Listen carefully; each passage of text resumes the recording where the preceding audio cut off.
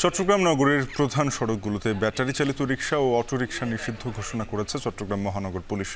সকাল থেকে নিষেধাজ্ঞা বাস্তবায়নে সড়কে নেমেছে নগর পুলিশ, চলছে অভিযান। এ নিয়ে আরও জানাতে নগরের জিইসির মোড় থেকে যুক্ত হচ্ছেন সহকর্মী ফয়সাল করিম। ফয়সাল, সড়কে ব্যাটারি চালিত অটোরিকশা দেখছেন কিনা? নিয়ম মানা না হলে পুলিশ কী ধরনের ব্যবস্থা নিচ্ছে? আমরা দেখছি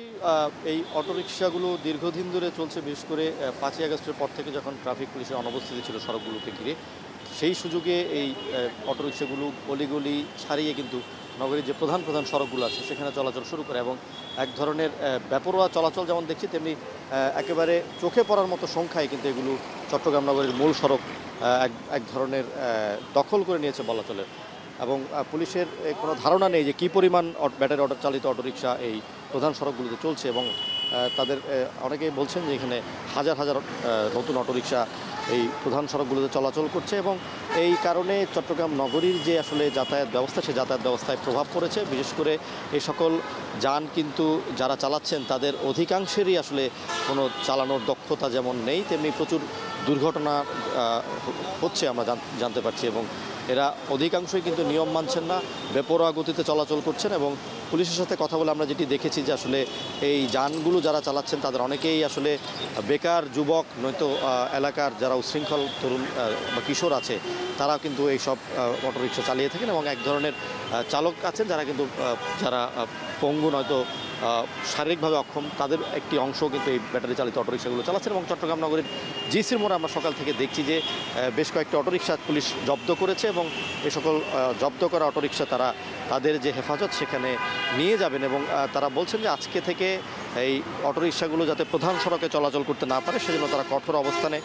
গেছেন এবং এই অভিযান তারা অব্যাহত রাখবেন। এবং এখন আমরা দেখছি চট্টগ্রাম নগরের জিইসির মোড় ছাড়াও নগরের যে প্রধান মোড়গুলো আছে সেই মোড়গুলোতে অভিযান চালাচ্ছে পুলিশ এবং এই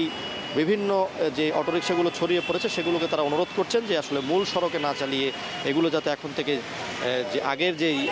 গন্তব্য বা আগের যে যাতায়াত পথ অলিগলিগুলো, মূলত নগরীর যে অলিগলি কিংবা একটু পিছিয়ে থাকা এলাকা, সেসব এলাকায় তাদেরকে ফিরে যেতে বলা হচ্ছে। এবং এখানে যারা চালক আছেন তাদের কথা হচ্ছে যে তারা অনেকেই আসলে বেকার যুবক এবং অনেকেই চাকরি হারিয়ে বাধ্য হয়ে এই অটোরিকশা চালাচ্ছেন এবং তারা স্বীকারও করছেন যে আসলে এই অটোরিকশা চালানোর কোনো অভিজ্ঞতা তাদের নেই, সড়কে নামার কোনো অভিজ্ঞতা তাদের নেই। এবং যাত্রীরা বলছিলেন যে আসলে এইসব অটোরিকশা অনেকেই আসলে দ্রুত গন্তব্যে যেতে যেমন তারা ব্যবহার করেন, তবে এই অটোরিকশাগুলো চলার অভিজ্ঞতা তাদের অনেকেরই আসলে নেতিবাচক অভিজ্ঞতার কথা তারা বলছিলেন। এবং তারা বলছিলেন যে এইসব যান যারা চালাচ্ছেন তারা আসলে কোনো ধরনের সিগন্যাল কিংবা ট্রাফিক নিয়ম অনুসরণ না করে এইসব গাড়ি চালাচ্ছেন এবং তারা গাড়ির সাথে বা যেগুলো দ্রুত যান আছে সেগুলোর সাথে